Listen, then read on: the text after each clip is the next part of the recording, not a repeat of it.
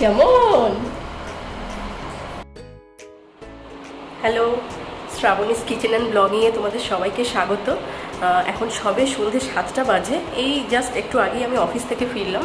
তো আজকে আমি আগে থেকেই ঠিক করে রেখেছি যে চিকেনের একটা কিছু অন্যরকম আইটেম বানাবো। এই যে আমার ছেলে মোমো, ওর 2 বছর বয়স হয়েছে। ওকে আমি চিকেনের স্টু বা চিকেনের নর্মাল ঝোল এগুলো দিয়েছি আগেও, কিন্তু চিকেনের অন্য কিছু আইটেম কখনো ট্রাই করিনি। তো আজকে ইচ্ছা আছে একটু চিকেন দো পেঁয়াজা বানানোর।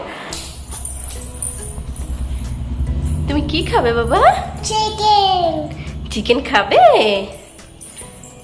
ওই বাবা, একটা ফ্লাইং কিস দিয়ে দাও, ফ্লাইং কিস দিয়ে দাও। ওলে বাবা। আর চিকেন দো পেঁয়াজাটা মোমোর কেমন লাগে এটা কিন্তু আমার দেখার জন্য ভীষণ কৌতূহল হচ্ছে।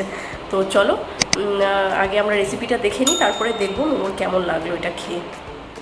এখানে আমি 550 গ্রাম মতো চিকেন নিয়েছি। চিকেনের পিসগুলোকে দেখো আমি মিডিয়াম সাইজ করে কেটেছি। তোমরা এইগুলোকে চাইলে কিন্তু একটু বড় বড় করেও রাখতে পারো, কারণ দো পেঁয়াজাতে অনেকেই একটু বড় বড় পিস ইউজ করে। চিকেনটাকে প্রথমেই ম্যারিনেট করে নেব।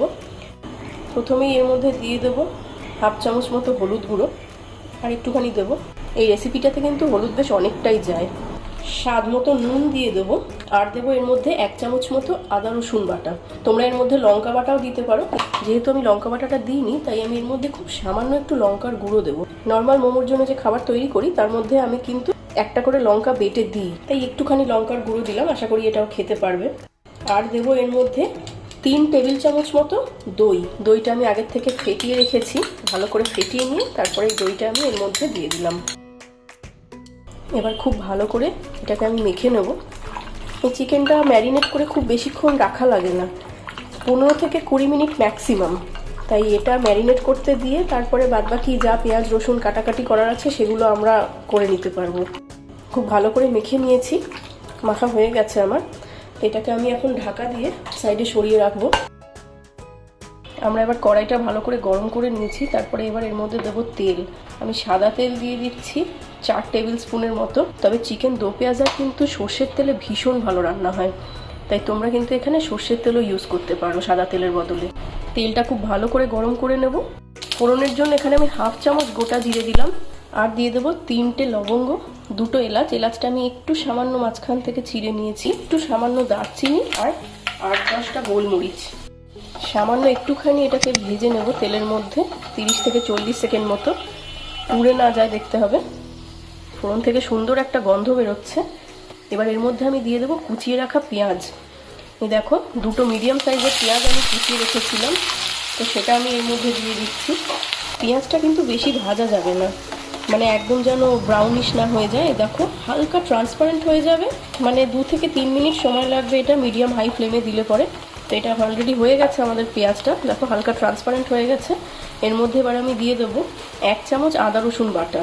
আদা রসুন বাটাটা দিয়েও আমি আবার 2 থেকে 3 মিনিট একটুখানি নাড়াচাড়া করে নেবো, যাতে কাঁচা রসুনের গন্ধটা এর মধ্যে না থেকে যায়। 2 মিনিট আদা রসুনটাকে আমি রান্না করে নিয়েছি পেঁয়াজের সাথে। এবার এর মধ্যে আমি দিয়ে দেবো টমেটো পিউরি। টমেটোটাকে আমি মিক্সার গ্রাইন্ডারেই পিউরি বানিয়ে নিয়েছি। একটা মিডিয়াম সাইজের টমেটোর পিউরি আমি এর মধ্যে দিলাম। 2-3 মিনিটের মধ্যে টমেটোটাও খুব ভালো করে এর সাথে মিশে রান্না হয়ে গেছে। প্রথমেই আমি দিয়ে দেবো নুন। নুন ম্যারিনেশনের সময় দিয়েছিলাম, তাই এখানে আমি বুঝে স্বাদ মতো নুন দেবো। সামান্য একটু হলুদ গুঁড়ো দেবো, 1 চামচ মতো কাশ্মীরি লাল লঙ্কার গুঁড়ো দেবো। এমনি লঙ্কার গুঁড়ো দেবো না, ঝাল হয়ে যাবে তাতে অনেক বেশি। ধনে গুঁড়ো দেবো 1 চামচ মতো। 2 টেবিল চামচ মতো ফেটানো দই দিয়ে দেবো। দইটা কিন্তু রুম টেম্পারেচারে রেখে খুব ভালো করে ফেটিয়ে নিয়েছি।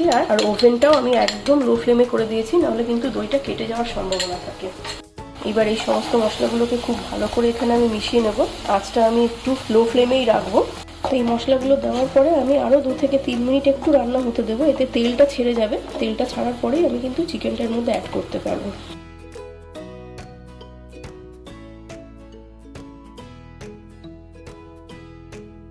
একটা কাঁচা লঙ্কা দিয়ে দেবো মাঝখান থেকে চিড়ে, এতে খুব একটা বেশি ঝাল হবে না।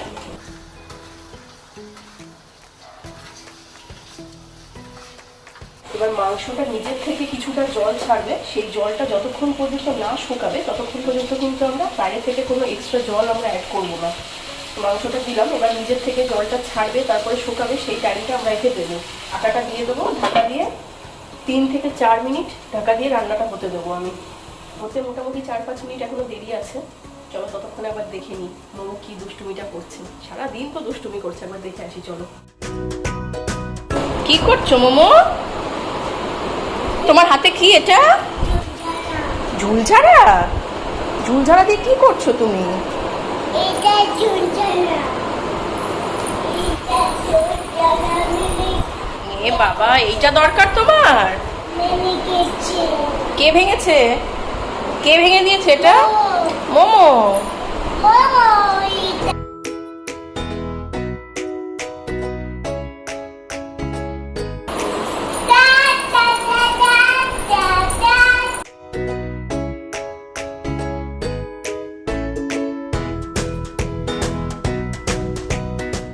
5-6 মিনিট হয়ে গেছে চিকেনটা দিয়েছি পরে। দেখো চিকেনটা নিজের থেকে কতটা জল ছেড়েছে দেখো।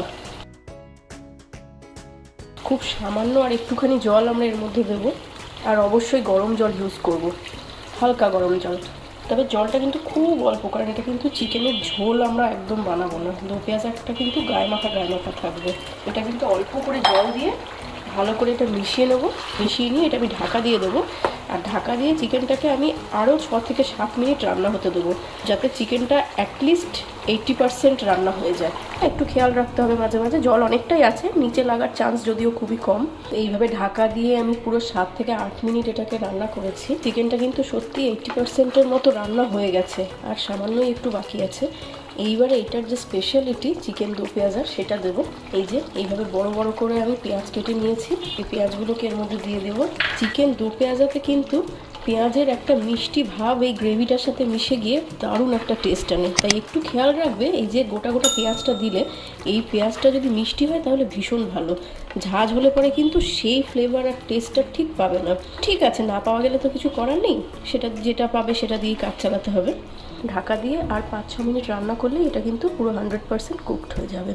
চিকেনটা একদম দারুণভাবে সেদ্ধ হয়ে গেছে, যথেষ্ট গ্রেভিও রয়েছে। এই এতটাই গ্রেভি আমাদের দরকার। আর একদম শেষে এর মধ্যে 1 চামচ মতো লেবুর রস মিশিয়ে দেবো। এই হালকা টক ভাবটা কিন্তু চিকেনটাতে একটা দারুণ টেস্ট এনে দেবো। অনেকেই চিকেন দো পেঁয়াজাতে ধনেপাতা দিতে পছন্দ করে, তো তোমরাও কিন্তু চাইলে ধনেপাতা দিতে পারো, খারাপ লাগে না, ভালোই লাগে খেতে। আমি যদিও দিইনি এখানে। আমার রান্না একদম কমপ্লিট। গরম গরম এটাকে একদম রুটি দিয়ে তাড়াতাড়ি করে সার্ভ করে দেবো। কি ধরো ধরো ধরো ধরো,